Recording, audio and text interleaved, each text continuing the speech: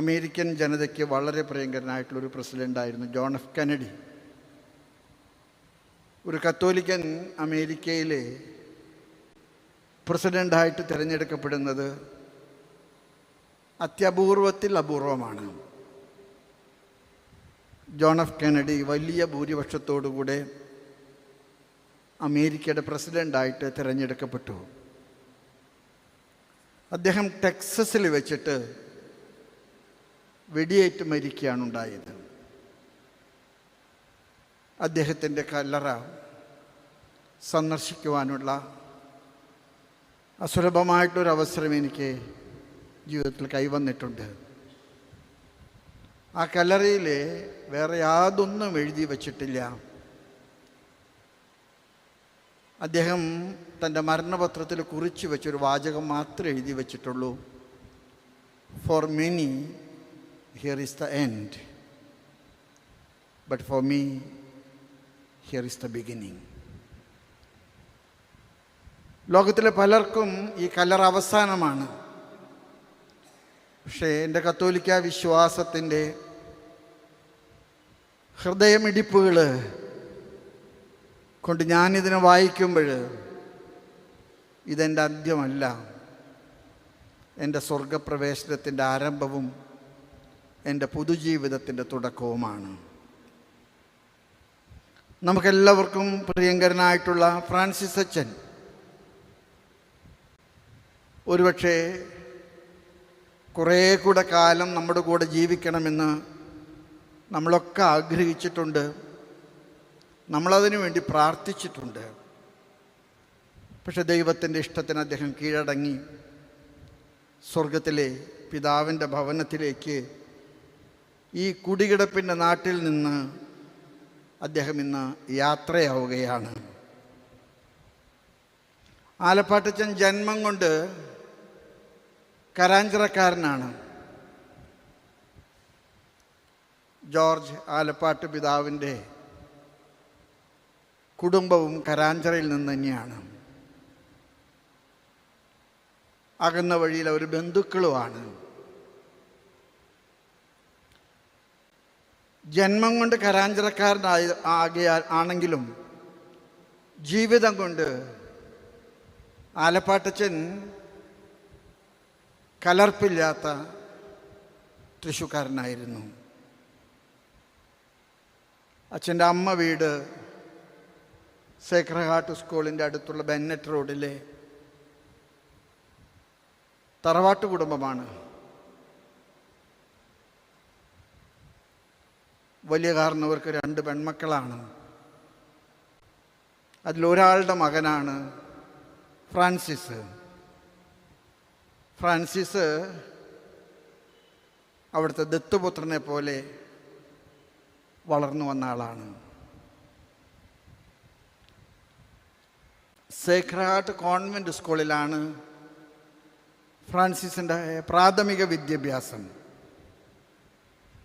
പിന്നീട് അന്ന് കാലത്ത് കേരളത്തിലെ ഗവൺമെൻറ് സ്കൂളുകളിലെ ഏറ്റവും ഗുണമേന്മയിൽ പ്രഥമ സ്ഥാനത്ത് നിന്ന തൃശ്ശൂർ മോഡൽ ബോയ്സ് ഹൈസ്കൂളിലാണ് അദ്ദേഹം 10ാം ക്ലാസ് പാസ്സായത്. അദ്ദേഹത്തിൻ്റെ ഉന്നത വിദ്യാഭ്യാസം മുഴുവൻ തൃശ്ശൂർ സെൻറ്റ് തോമസ് കോളേജിലായിരുന്നു. അദ്ദേഹം ചെറുപ്പത്തിലെ വൈദികനാകാൻ ആഗ്രഹിച്ചു.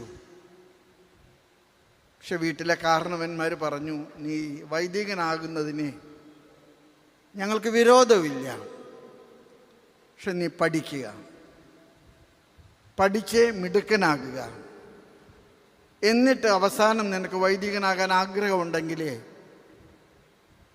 നീ സെമിനാരിയിൽ ചേർന്നു. അതുകൊണ്ട് MSc വരെ അദ്ദേഹം പഠിച്ചു. പഠനത്തിൻ്റെ പൂർണ്ണതയിൽ അദ്ദേഹം എത്തി. മെഡിക്കൽ എൻട്രൻസ് വഴി അദ്ദേഹത്തിന് കോഴിക്കോട്ട് മെഡിക്കൽ കോളേജിലെ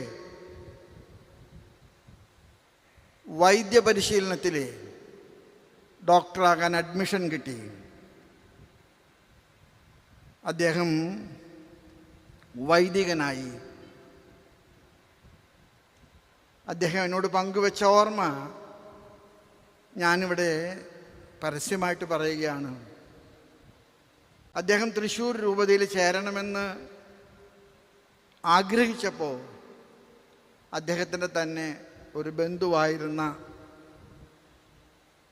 നമ്മുടെ തന്നെ വികാരിയൻറാളച്ചനായിരുന്ന പോൾ ചിറ്റലപ്പള്ളി പിതാവ്, പിന്നീട് കല്യാണിലെ പിതാവായി, പിന്നീട് താമരശ്ശേരിയിലെ പിതാവായി, അദ്ദേഹത്തോട് പറഞ്ഞു, നീ ഇത്രയൊക്കെ പഠിച്ചത് കൊണ്ട് ഒരു പക്ഷേ ഈശോ സഭയിൽ ചേരുന്നതാണ് നല്ലത്. പക്ഷെ അദ്ദേഹം ഈശോ ആഗ്രഹിച്ചു പോയതല്ല. അന്നത്തെ സാഹചര്യത്തിൽ അദ്ദേഹത്തിനെ അങ്ങോട്ട് പോകാൻ നിർബന്ധിക്കപ്പെട്ടപ്പോൾ അദ്ദേഹം സമ്മതിച്ചു. പക്ഷെ അദ്ദേഹത്തിൻ്റെ മനസ്സിലെന്നും ഒരു ഇടവക വൈദികനാകാൻ, ഒരു നാട്ടുപട്ടക്കാരനാകാൻ വലിയ കൊതിയുണ്ടായിരുന്നു. അങ്ങനെയാണ് കുണ്ടുകുളം പിതാവിൻ്റെ അടുത്ത് അദ്ദേഹം വരുന്നത്. കുണ്ടുകുളം പിതാവ് അദ്ദേഹത്തോട് പറഞ്ഞു, നിനക്ക് രൂപതയിലെ അച്ഛനാകാൻ ആഗ്രഹമുണ്ടെങ്കിൽ നമുക്കെന്താ ബുദ്ധിമുട്ട്? ഞാൻ ഓർക്കുന്നുണ്ട്, അന്ന് തോപ്പ് മൈനർ സെമിനാരിയുടെ റെക്ടറച്ചൻ മാനാടൻ അച്ഛനാണ്, പോൾ പയ്യപ്പള്ളി അച്ഛനാണ് വൈസ് റെക്ടർ.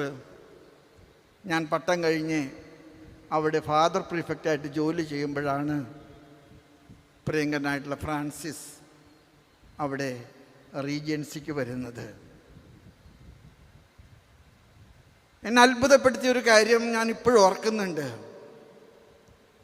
അടുക്കളയിലെ പാത്രം കഴുകുന്നത് തുടങ്ങി കുളിമുറി വൃത്തിയാക്കുന്നത് വരെ എല്ലാ കാര്യങ്ങളിലും അദ്ദേഹം ആരുടെ നിർബന്ധം കൂടാതെ എന്നും മുൻപിലുണ്ടായിരുന്നു.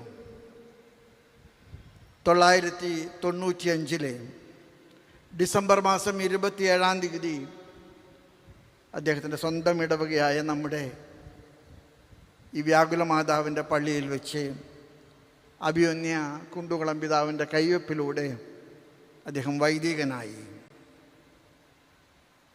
പട്ടം കിട്ടിയതിന് ശേഷം ആദ്യം അദ്ദേഹത്തിൻ്റെ അജപാലന രംഗം പാവർത്തിയിലെ ഔസേപ്പിതാവിൻ്റെ തീർത്ഥാടന കേന്ദ്രത്തിലാണ്. പിന്നീട് അദ്ദേഹം എരവിമംഗലം, കണ്ണംകുളങ്ങര, ചേറൂർ, കോളങ്ങാട്ടുകര, നെഹ്റു നഗർ പള്ളികളിൽ വികാരിയായിട്ട് സേവനം ചെയ്തു. അദ്ദേഹത്തിൻ്റെ സേവന കാലഘട്ടത്തെക്കുറിച്ച് അദ്ദേഹത്തിൻ്റെ ഇടവക്കാർ എപ്പോഴും പറയും, ആടുകളെ പേര് ചൊല്ലി വിളിക്കുന്ന, തൊട്ടറിയുന്ന ഒരു നല്ല അജപാലകനായിരുന്നു അദ്ദേഹം. അദ്ദേഹം ഒരു ഡോക്ടറായതുകൊണ്ട് പിന്നീട് അദ്ദേഹത്തെ ജൂബിലി മിഷൻ ഹോസ്പിറ്റലിലെ ആദ്യം അസിസ്റ്റൻ്റ് ഡയറക്ടറായിട്ടും പിന്നീട് ഡയറക്ടറായിട്ടും നിയമിക്കുകയാണ് ഉണ്ടായത്. ദീർഘകാലം അദ്ദേഹം ജൂബിലിയിലെ തൻ്റെ ശുശ്രൂഷ അതിപ്രഗത്ഭമായ വിധത്തിൽ നിർവഹിച്ചു. ഗവൺമെൻറ് പോളിസി അനുസരിച്ച് പ്രൈവറ്റ് സെക്ടറുകളിലെ മെഡിക്കൽ കോളേജും നഴ്സിംഗ് കോളേജും ആരംഭിക്കാനായിട്ട് സാധ്യതയുണ്ടെന്നറിഞ്ഞപ്പോൾ അദ്ദേഹം രൂപതയെ തൻ്റെ സ്വാധീനം കൊണ്ടും തൻ്റെ മെഡിക്കൽ വിദ്യാഭ്യാസത്തിൻ്റെ അറിവിൻ്റെ പശ്ചാത്തലം നോക്കി. ഒരു വർഷമായിട്ടും നമ്മുടെ പേഷ്യൻസ് നമ്മൾ ഈ പുതിയ സ്ഥലത്തോട്ട് മാറിയത് അറിഞ്ഞിട്ടില്ല. അസൻഡിയൻറ്റി ഹോസ്പിറ്റൽ കാലിക്കറ്റ് റോഡിലുള്ള മലബാർ ജ്വല്ലേഴ്സിൻ്റെ ഓപ്പോസിറ്റിൽ നിന്നും ഞങ്ങൾ മനഴി ബസ് സ്റ്റാൻഡിൻ്റെ, പാലക്കാട് റോഡിൽ മനഴി ബസ് സ്റ്റാൻഡിൻ്റെ ഓപ്പോസിറ്റിലോട്ട് വലിയ സൗകര്യങ്ങളോടുകൂടെ എല്ലാതരം നൂതന ഇൻഫ്രാസ്ട്രക്ചറുകളൊക്കെ ആയിട്ട് ഞങ്ങൾ ആരംഭിച്ചിട്ട് ഇപ്പോൾ ഒരു വർഷം തികയാൻ പോവുകയാണ്. ശ്രദ്ധയിൽപ്പെട്ട ഒരു ദൈവവചനം എന്നെ ഹഠാതായിട്ട് ആകർഷിച്ചു. അപ്പസ്തോലനായ പൗലോസ് കൊളോസോസിലെ സഭയ്ക്ക് എഴുതിയ ലേഖനത്തിലെ 4-ാമത്തെ അധ്യായത്തിലെ 14-ാമത്തെ വചനം ഒരുപക്ഷെ ആലപ്പാട്ടച്ചനെ കുറിച്ച് മുൻകൂട്ടി കുറിച്ച വാക്കുകളാണോ എന്ന് എനിക്ക് തോന്നി. പൗലോസ് കത്തിലെ സൂചിപ്പിക്കുകയാണ് ലൂക്ക സ്ലിഹയെക്കുറിച്ച്. കർത്താവിൻ്റെ സ്നേഹമുള്ള ബിഷഗ്വരൻ ലൂക്ക. ആ അഭിസംബോധന എത്രയോ അർത്ഥവത്താണ് ആലപ്പാട്ടച്ചനെ സംബന്ധിച്ചിടത്തോളം. കർത്താവിൻ്റെ പ്രിയങ്കരനായിട്ടുള്ള ബിഷഗ്വരൻ ഫ്രാൻസിസ് ആലപ്പാട്ടച്ചൻ. സങ്കീർത്തനത്തിൻ്റെ പുസ്തകത്തിൽ 23-ാമത്തെ അധ്യായത്തിൽ 1-ാമത്തെ വചനം, യോഹന്നാൻ്റെ സുവിശേഷത്തിൽ 10-ാമത്തെ അധ്യായത്തിലെ 14-15 വചനങ്ങൾ ആലപ്പാട്ടച്ചൻ എന്ന ബിഷഗ്വരനിലെ ഞാൻ കണ്ട ഒരു ഇടയൻ്റെ ചിത്രം വരച്ച് കാണിക്കുന്നതാണ്. സങ്കീർത്തനം 23 മുഴുവൻ നല്ല ഇടയനെക്കുറിച്ചുള്ള ദാവീദിൻ്റെ മനസ്സ് നിറഞ്ഞ് കവിഞ്ഞൊഴുകുന്ന ആലാപനമാണ്. കർത്താവ് എൻ്റെ ഇടയനാകുന്നു, എനിക്കൊന്നിനും കുറവുണ്ടാകില്ല. യോഹന്നാൻ സുവിശേഷത്തിൽ 10-ാമത്തെ അധ്യായത്തിലെ 14-15 വചനങ്ങൾ നല്ല ഇടയൻ്റെ ദൗത്യത്തെക്കുറിച്ച് ഞാനും നിങ്ങളും തിരുപ്പട്ട വേളയിൽ വായിച്ചു കേൾക്കുന്ന സുവിശേഷമാണ്. നല്ല ഇടയൻ്റെ ഗുണങ്ങൾ ആലപ്പാട്ടച്ചനിൽ നിറഞ്ഞു നിന്നിരുന്നു. അദ്ദേഹം നല്ല ഇടയനെ പോലെ ആളുകളെ പേര് ചൊല്ലി വിളിക്കാൻ മാത്രം അടുപ്പം ഉള്ള ആളായിരുന്നു. അദ്ദേഹത്തിന് ആളുകളുടെ പേരുകൾ, വീട്ടുപേരുകൾ, അവരുമായിട്ടുള്ള ബന്ധപ്പെട്ട കാര്യങ്ങളൊക്കെ ഹൃദയത്തിൽ ഒരു സങ്കീർത്തനം പോലെ താളക്രമത്തിൽ അദ്ദേഹം പറയുമായിരുന്നു, പാടുമായിരുന്നു. പേര് ചൊല്ലി ആടുകളെ വിളിക്കുന്ന നല്ല ഇടയൻ. ആലപ്പാട്ടച്ചൻ്റെ വലിയൊരു പ്രത്യേകത, ആലപ്പാട്ടച്ചൻ നമുക്ക് മുൻപേ നടന്ന ഒരിടയനാണ്. അദ്ദേഹം കോഴിക്കോട് മെഡിക്കൽ കോളേജിൽ പഠിക്കുന്ന കാലത്ത് രക്തത്തിന് വേണ്ടി ആളുകൾ പണം കൊടുക്കുന്നത് പലപ്പോഴും നേരിട്ട് കണ്ടിട്ടുണ്ട്. അന്ന് രക്തം ഒരു കച്ചവടമായിരുന്നു. ആർക്കെങ്കിലും രക്തം വേണമെങ്കിൽ കൊടുക്കാൻ താല്പര്യമുള്ള ആരോഗ്യമുള്ള ആളുകളെ ചെന്ന് കണ്ടാൽ പണം കൊടുത്താൽ രക്തം കിട്ടുമായിരുന്നു. ഈ രക്തക്കച്ചവടത്തിനെതിരായിട്ട് ആലപ്പാട്ടച്ചൻ നടത്തിയ ഒരു വലിയ പോരാട്ടമുണ്ട്. അതാണ് നമ്മുടെ എല്ലാ ആസ്പത്രികളിലും ബ്ലഡ് ബാങ്കുകൾ ഉണ്ടാക്കിയിട്ടുള്ളത്. ഈ തൃശ്ശൂർ പട്ടണത്തിലാണെങ്കിലും കോഴിക്കോട്ട് നഗരത്തിലാണെങ്കിലും ആലപ്പാട്ടച്ചൻ രക്തദാനത്തിൻ്റെ പ്രവാചകനും രക്തദാനത്തെ പ്രചരിപ്പിച്ച കർത്താവിൻ്റെ മിഷണറിയുമായിരുന്നു.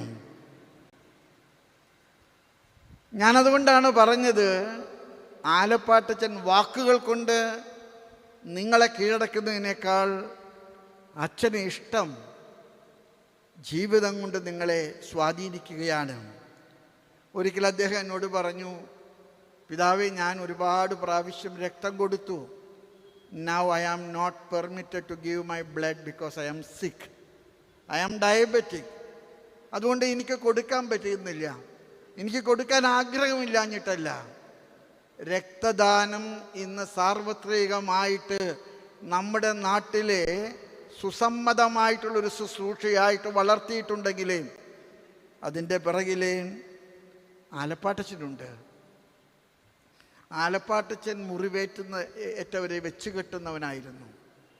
ഞാൻ ആലപ്പാട്ടച്ചനുമായിട്ട് ഉള്ള സംസർഗത്തിൽ കണ്ടിട്ടുള്ള ഒരു കാര്യം, ഒരു മനുഷ്യൻ്റെ ജീവിതത്തിൽ ഏറ്റവും ദുർബലനാകുന്നത് അവൻ രോഗിയാകുമ്പോഴാണ്. ചിലപ്പോൾ നിരീശ്വരാകാം, ചിലപ്പോൾ പള്ളിയിൽ പോകാത്തവരാകാം, ചിലപ്പോൾ കടുത്ത വിമർശിക്കുന്നവരാകാം. പക്ഷെ ആലപ്പാട്ടച്ചൻ അവൻ്റെ രോഗാവസ്ഥയിലെ അവന് സന്തത സഹചാരിയായിരുന്നു.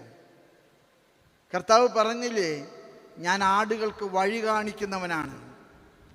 ആലപ്പാട്ടച്ചനുമായി ബന്ധപ്പെട്ട ധാരാളം പേര് ആസ്പത്രിയിലുള്ളവരുടെ സഹവാസം കൊണ്ട് ഒരിക്കലും അവർ സ്വപ്നത്തിൽ വിചാരിക്കാത്തതുപോലെ സ്വർഗത്തിലേക്കുള്ള വഴി കണ്ടെത്താനും സൽമരണം പ്രാപിക്കാനും കാരണമായിട്ടുണ്ട്. ആലപ്പാട്ടച്ചൻ കടന്നു പോകുമ്പോൾ ഞാൻ ആലപ്പാട്ടച്ചനെ കുറിച്ച് പറയാൻ ഇഷ്ടമുള്ളൊരു കാര്യമുണ്ട്. ലൂക്കായുടെ സുവിശേഷത്തിലെ 15-ാമത്തെ അധ്യായത്തിലെ കർത്താവ് നല്ല സമറായക്കാരൻ്റെ കഥ അവസാനിപ്പിക്കുന്ന ഒരു കൽപ്പന പറഞ്ഞിട്ടാണ്. നല്ല സമറായക്കാരൻ്റെ കഥ കർത്താവ് ഉപസംഹരിച്ചത്, നീയും പോയി അതുപോലെ ചെയ്യുക. നമ്മുടെ പ്രിയപ്പെട്ട ആലപ്പാട്ടച്ചൻ അദ്ദേഹത്തിൻ്റെ ജീവിതകാലം മുഴുവൻ നല്ല സമറായക്കാരനായിരുന്നു. അദ്ദേഹം സ്വന്തം രക്തം കൊടുത്തുകൊണ്ട് ബ്ലഡ് ഡൊണേഷൻ ആരംഭിച്ചെങ്കിലേ പിന്നെ അദ്ദേഹം അവിടുന്ന് ഒരുപാട് ദൂരം മുന്നോട്ട് പോയി. അദ്ദേഹം അവയവദാനങ്ങൾ പോലും എളുപ്പമാക്കുന്ന കാര്യത്തിൽ അദ്ദേഹം നേതൃത്വം കൊടുത്തു. ആലപ്പാട്ടച്ചൻ ഒരു നല്ല സമറായക്കാരനായിട്ട് ജീവിച്ചു.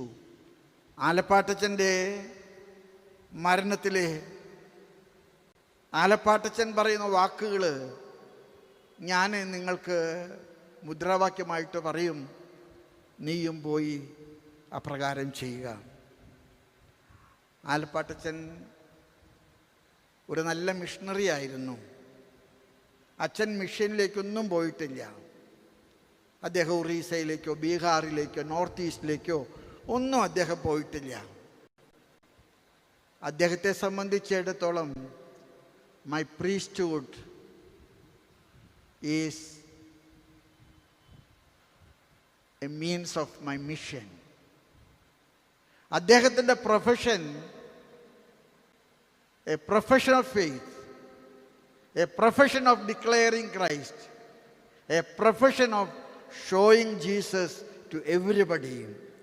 അതുകൊണ്ട് ആലപ്പാട്ടച്ചൻ കടന്നു പോകുമ്പോൾ ഞാൻ അഭിമാനത്തോടു കൂടെ പറയും, ഒരു മിഷനിലേക്കും അദ്ദേഹം പോയിട്ടില്ല.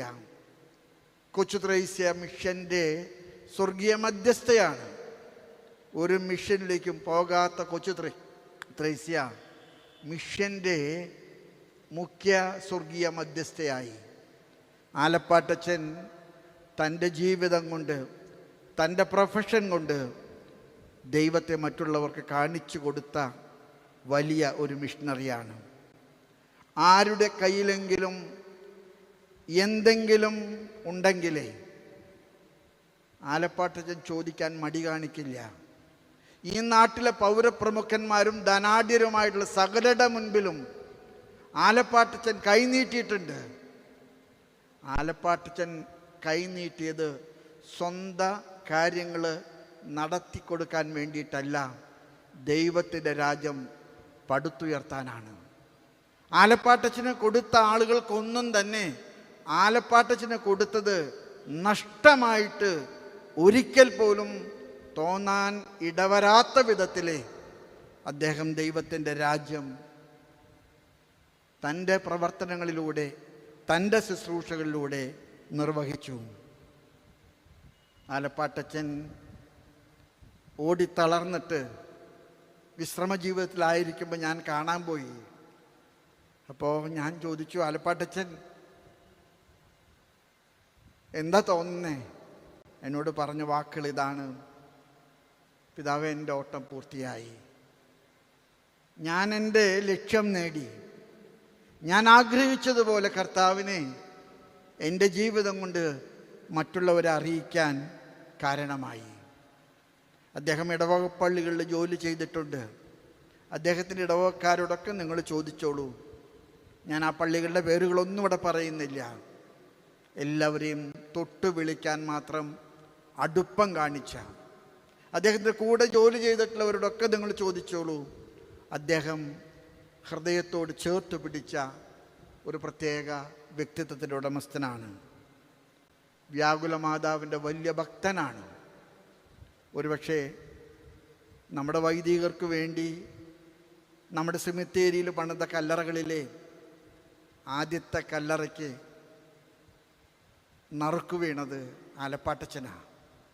ആലപ്പാട്ടച്ചൻ സ്വർഗത്തിലേക്കുള്ള യാത്ര അവിടെ നിന്ന് ആരംഭിക്കുമെന്ന് എനിക്ക് ഉറപ്പുണ്ട്. അദ്ദേഹത്തിൻ്റെ കുറവുകൾ, അദ്ദേഹത്തിൻ്റെ ബലഹീനതകൾ, എവിടെയെങ്കിലുമൊക്കെ ആർക്കെങ്കിലുമൊക്കെ മുറിപ്പാടുകൾ ഉണ്ടാക്കിയിട്ടുണ്ടെങ്കിൽ ദൈവം അദ്ദേഹത്തിൻ്റെ സ്വർഗപ്രവേശനത്തോടുകൂടെ നമ്മയൊക്കെ അനുഗ്രഹിക്കാൻ നമുക്ക് പ്രാർത്ഥിക്കാം. അദ്ദേഹത്തിൻ്റെ ഏതെങ്കിലും കുറവുകൾക്ക് വീട്ടാനുള്ള കടമുണ്ടെങ്കിൽ നമ്മുടെ പ്രാർത്ഥനകൾ കൊണ്ടും നമ്മുടെ പ്രായശ്ചിത്തം കൊണ്ടും അദ്ദേഹത്തിന് പരിഹാരമനുഷ്ഠിക്കാൻ നമുക്കിടയാകട്ടെ. വ്യാകുല മാതാവിൻ്റെ മടിയിൽ കിടക്കുന്ന ഈശോയുടെ രൂപം ഈ പള്ളിയിലെ ഏറ്റവും വലിയ ആകർഷണമാണ്. ആലപ്പാട്ടച്ചൻ യാത്രയാകുകയാണ് പരിശുദ്ധ അമ്മയുടെ മടി തട്ടിലേക്ക്, സ്വർഗരാജ്യത്തിലേക്ക്, പിതാവിൻ്റെ പക്കലേക്ക്. ദൈവം അദ്ദേഹത്തെ അനുഗ്രഹിക്കട്ടെ. നിങ്ങളുടെ തറവാട്ടുകാരോട് എനിക്ക് പറയാൻ ഒറ്റ കാര്യം മാത്രമേ ഉള്ളൂ. ആലപ്പാട്ടച്ചന് വേണ്ടി നിങ്ങൾ ഒരു സ്മാരകവും പണിയേണ്ട.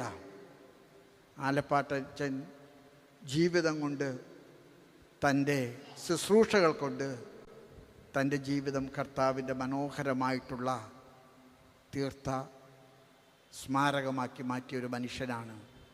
അദ്ദേഹം നിങ്ങളുടെ കുടുംബത്തിന് സ്വർഗത്തിലേക്കുള്ള കോവടിയും അദ്ദേഹം നിങ്ങൾക്ക് സ്വർഗത്തിലുള്ള മധ്യസ്ഥനുമായിരിക്കട്ടെ. നിങ്ങളുടെ ഈ വലിയ ദുഃഖത്തിൽ നിങ്ങളുടെ എല്ലാവരോടും അതിരൂപതയ്ക്കുള്ള അനുശോചനവും സഭയ്ക്കുള്ള കടപ്പാടും കൃതജ്ഞതയും ഞാനിവിടെ പരസ്യമായിട്ട് ഏറ്റുപറയുന്നു. ആലപ്പാട്ടച്ചൻ്റെ സ്വർഗത്തിലുള്ള മാതാപിതാക്കളും പ്രത്യേകിച്ച് അദ്ദേഹത്തിൻ്റെ ഗ്രാൻഡ് മദർ, അദ്ദേഹത്തെ ഒരുപാട് സ്നേഹിച്ച ഗ്രാൻഡ് മദർ, അവരെല്ലാം ഇന്ന് സന്തോഷത്തോടുകൂടി അദ്ദേഹത്തെ സ്വീകരിച്ച് പിതാവിൻ്റെ പക്കലേക്ക് ആനയിക്കാൻ ദൈവം ഇടവരുത്തട്ടെ. പിതാവിൻ്റെയും പുത്രൻ്റെയും പരിശുദ്ധാത്മാവിൻ്റെ നാമത്തിൽ ആമീൻ.